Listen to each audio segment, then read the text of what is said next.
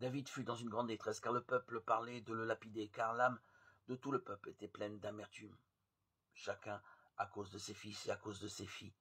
Et David se fortifia en l'Éternel son Dieu. 1 Samuel 36.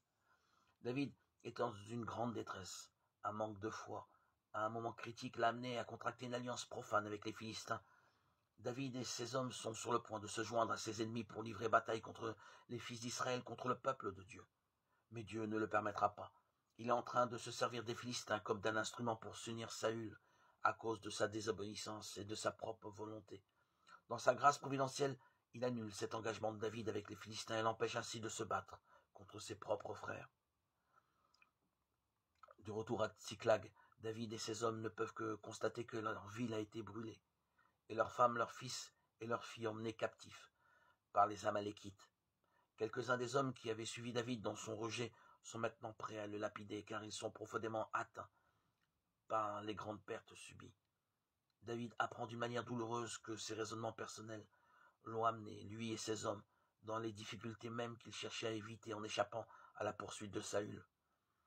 Mais David se fortifie en l'Éternel. Il fait alors venir Abiathar, le sacrificateur, et interroge l'Éternel, chose qu'il avait négligé de faire avant d'aller chez les Philistins. L'Éternel lui dit de poursuivre l'ennemi et l'assure de la victoire. David s'en va alors et retrouve tout ce qui a été enlevé à son peuple. De plus, il ramène un grand butin. Nous avons souvent contribué, nous aussi, à créer des difficultés dans lesquelles nous sommes plongés.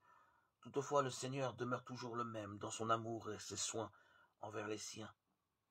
Il se sert de ces épreuves pour nous débarrasser de notre orgueil, de notre volonté propre et pour nous faire du bien à la fin. Deutéronome 8:16.